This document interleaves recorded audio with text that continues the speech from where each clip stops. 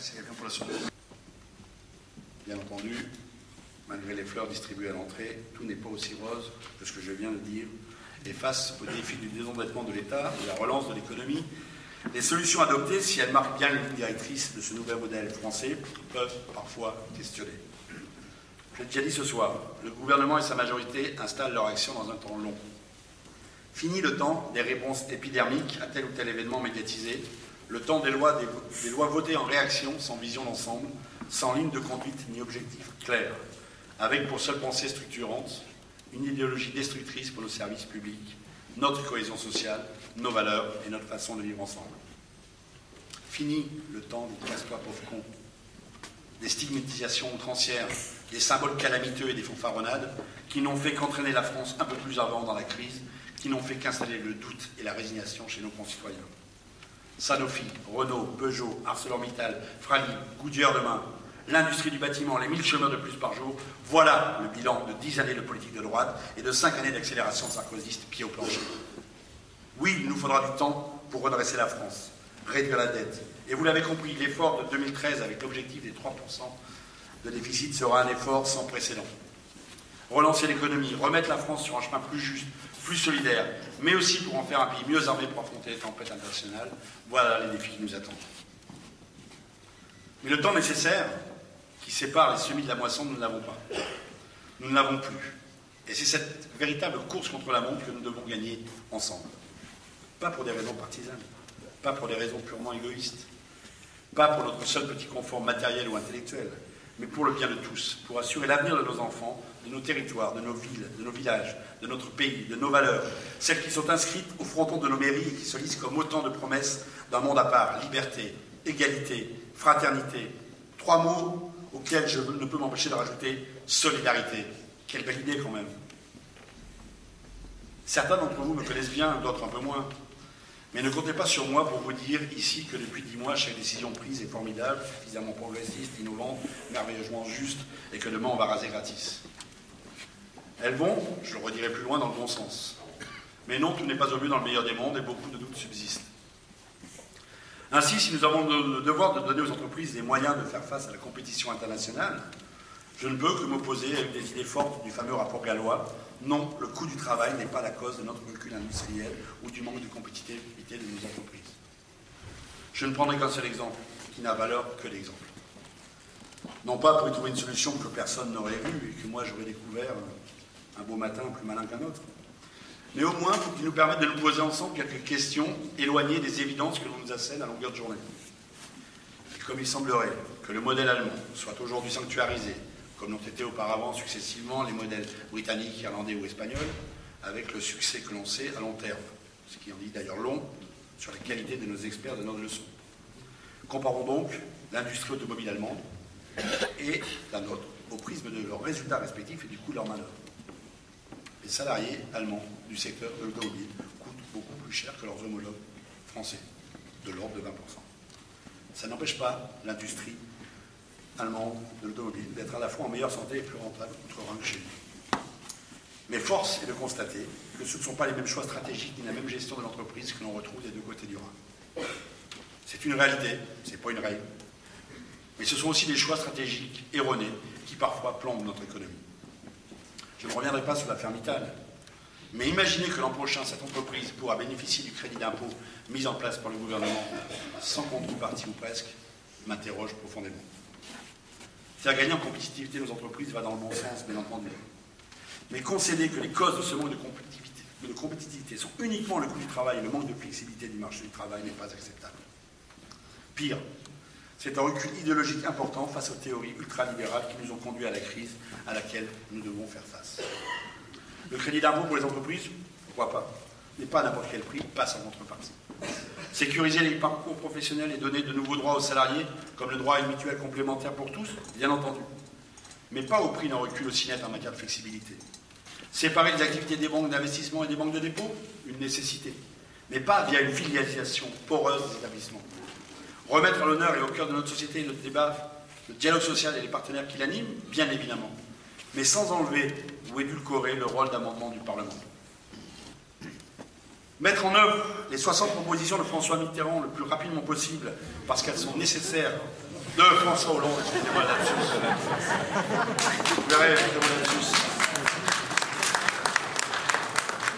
La grande lignée des François. Parce qu'elles sont nécessaires, voire indispensables à notre pays, 3 fois oui, mais pas au détriment d'un travail parlementaire de qualité, pas au détriment du temps propre à ses réflexions, pas au détriment, je vais y arriver, de son devoir d'amendement. Et comme nous nous rapprochons de ma conclusion, on voit qu'il soupire déjà, mais cela, je viens de me dire, bien écouter ma phrase, nous nous en rapprochons, mais nous n'y sommes pas encore. Comme nous nous en rapprochons, je voudrais vous livrer en toute amitié quelques confidences sur ces premiers mois passés à l'Assemblée, parce qu'après tout, c'est aussi ça, soyons un peu people, pour que vous compreniez ce qui se passe dans ces belles méthodes. Pour tout vous dire, je sais que quelques-uns d'entre vous ont déjà eu la chance de venir un peu voir ce qui se passait entre nos murs. L'Assemblée est une drôle de maison. J'imagine que le Sénat aussi, mais je vous laisserai libre d'en parler. Une maison qui sointe l'histoire du sol au plafond, dans chaque mur, dans chaque pierre. Et tout ce qui s'y dit ou s'y construit est marqué par cette particularité. Oui, la première chose qu'on y découvre est la force de notre responsabilité. Face à ceux qui nous ont choisis pour les y représenter tout d'abord, mais aussi face à notre pays et face à son histoire. Nous n'en sommes pas les propriétaires, ni même les locataires. Nous sommes des passagers en transit, travaillant à faire avancer ce grand et beau vaisseau. Alors bien sûr, être un généraliste de la vie comme je le suis n'est pas une chose facile dans un monde d'hyperspécialistes. Comprendre un agenda où chaque heure vous propose à peu près 3 réunions d'égale importance, certes dans des bureaux voisins, c'est déjà pas mal. La complicité ultime et forcément très politique des prises de parole dans l'hémicycle, la dure loi du député majoritaire qui ne peut pas vociférer comme ses collègues de l'opposition qui, eux, n'ont rien d'autre à faire. Responsabilité qu'on a, une forme de solidarité. Et ce plaisir quand même de pouvoir à chaque instant questionner les ministres sur tel ou tel projet, telle ou telle décision, et se rendre compte que parfois, eux aussi, ont quelques doutes. Bref, un univers nouveau, parfois étrange, où on vous explique, pour vous mettre à l'aise, que vous n'aurez droit qu'à 2 questions et demie à poser au gouvernement durant l'ensemble de votre mandat, lors de ces fameuses séances télévisées qui regroupent enfin vraiment une grande fraternité tous les parlementaires chaque semaine. Un univers où il faut trouver son chemin aussi entre les vieux briscards rompus à tous les exercices, 10 ans d'années d'opposition, ça forme, et puis les jeunes loups, bien décidés à se faire une place et qui ne ratent jamais une caméra ou un micro tendu. Ne souriez pas, ils sont beaucoup plus nombreux que vous ne le pensez, et tous ne sont pas isolés.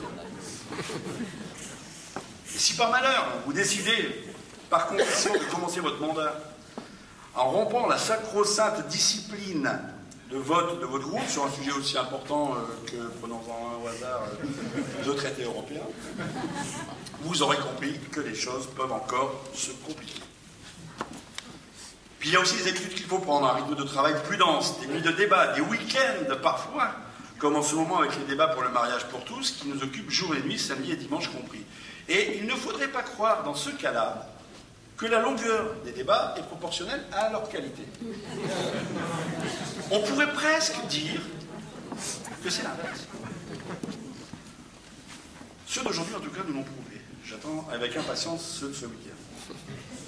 Et puis, il y a aussi ces nouveaux camarades de jeu avec qui il faut parfois composer, ceux qui se sont préparés durant des années à ce monde-là, ceux qui ont gravi un à un tous les échelons, passionnément, obstinément.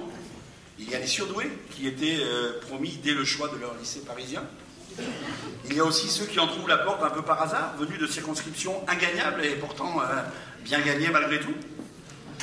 Alors si cette diversité est loin de ressembler à la diversité culturelle et sociale de la France, si elle est loin de respecter la parité ou les origines de ceux qui composent notre pays, c'est avec celle-là qu'il faut apprendre à vivre aussi. Pour vous parler franchement, une fois de plus, moi mon histoire, ça m'agace beaucoup, a commencé ici, dans cette salle où nous sommes aujourd'hui, en 2007. Hier, en quelque sorte. Et pour ceux qui sont bien calculés, c'était 45 ans. C'est un meeting de campagne présidentielle. Un orateur que je n'avais jamais entendu, mais pour qui je n'avais pas, je vous l'avoue, une sympathie extrêmement débordante. Mais ce soir-là, j'ai découvert un orateur brillant, engagé, drôle, intelligent et très fin, et qui m'avait passionné, tout ce qu'on rêve d'être en fait. Il n'était pas encore président. Bien peu d'entre nous pensaient qu'il le serait un jour. Alors vous vous demandez peut-être pourquoi aussi vous vous retrouvez ce soir devant moi une rose à la main.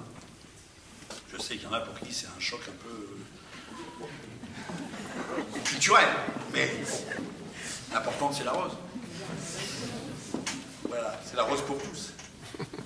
Bien, cette rose elle a une histoire.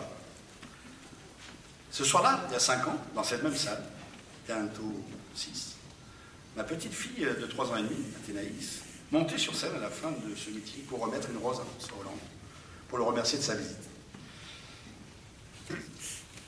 C'est encore elle qui ce soir vous a offert cette rose à l'entrée. Elle a porté chance à notre président. J'espère qu'elle vous portera chance à vous tous. C'était une jolie image que celle de ma petite fille dans la main de François Hollande, une image qui a sans doute compté beaucoup dans ma volonté de m'engager dès le lendemain. C'était sans doute une jolie idée, je pense que c'était une idée de ma femme Alex.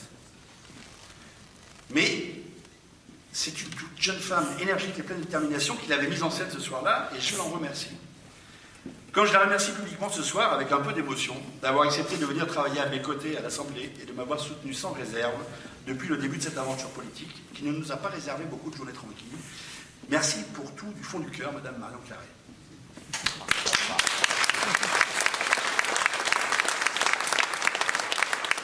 J'en profite aussi pour remercier Émilie qui était avec nous à l'entrée et qui, elle, arrive à supporter mes sautes d'humeur depuis 5 ans au Conseil Général.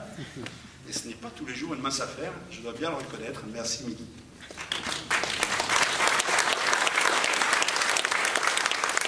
Toutes les deux pourraient témoigner mieux que quiconque que c'est une activité à temps plein que d'être députée.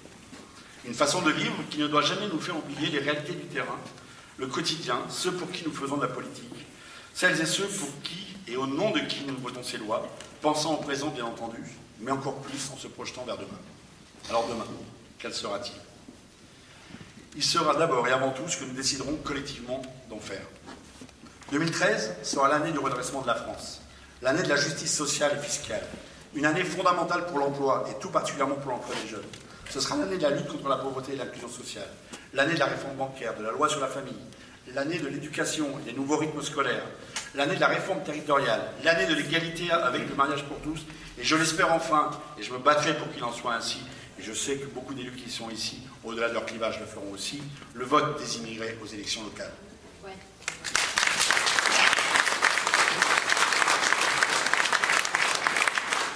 Ce sera aussi, je le souhaite, l'année d'une véritable égalité femmes-hommes, avec un véritable plan contre les violences faites aux femmes, contre les disparités salariales.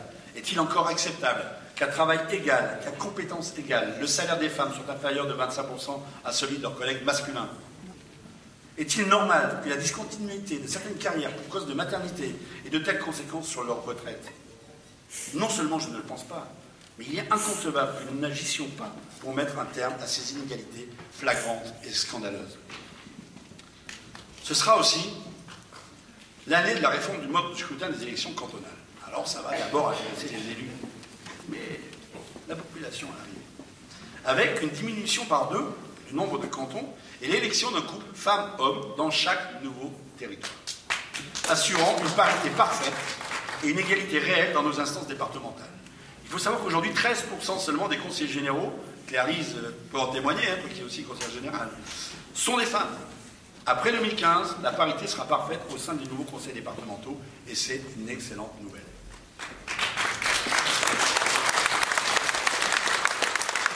Cette année, en tout cas cette semaine, est aussi et d'ores et déjà l'année du mariage pour tous. Nous sommes en plein débat. L'opposition a déposé la bagatelle de 5000 amendements. Nous siégerons donc samedi et dimanche, puisqu'il le faut. Je ne ferai pas assaut d'arguments ici, le débat est dans tous les médias, mais je veux réaffirmer mon total soutien à ce projet de loi, à l'adoption pour les couples homosexuels et à la PMA pour toutes les femmes qui le désirent. C'est faire œuvre de justice, c'est avancer une nouvelle fois vers l'égalité réelle que de défendre ce droit au mariage et à l'adoption, qui, bien loin de mettre la famille en danger, la renforce à bien des égards. Au plan local, nous avons aussi beaucoup travaillé, notamment avec notre sénatrice et amie Clarisse Campion. On essaie d'être coordonnés le plus possible et je crois qu'on y arrive plutôt bien, en plus dans la bonne humeur, Sur la problématique des couloirs aériens, cadeau empoisonné de Nathalie Kosciusko-Morizet au Sud-Essonne, sur la décharge de Saint-Escobie, sur le projet de la 10 gratuite, et le sujet n'est pas simple à faire avancer, il faut bien le reconnaître. La requalification de la RN20 et la problématique de la taxe carbone pour les poids lourds, au même titre que le devenir de l'ex-base 217, seront aussi à mon agenda dans les mois à venir. Beaucoup de petites communes du Sud-Essonne se sont déjà rapprochées de leurs députés, et je vous remercie vraiment, mesdames et messieurs les maires de ces petites communes, d'avoir répondu assez massivement présent à cette cérémonie de vœux, j'en suis très touché, pour demander de l'aide pour tel ou tel projet. Et je voudrais leur dire ce soir qu'elles trouveront toujours en face d'elles un partenaire pour leur projet, un interlocuteur pour leur questionnement, une réelle écoute, et puis parfois un contradicteur ou un débatteur, parce que c'est aussi le plaisir de ces rencontres-là que de ne pas être d'accord entre nous. Vous le savez, c'est d'abord sur le terrain que j'aime me situer. J'ai beaucoup arpenté cette circonscription cette année, je l'ai fait durant tout le mois de janvier. Soyez assurés que tant que vous continuerez à m'y inviter, je continuerai à le faire.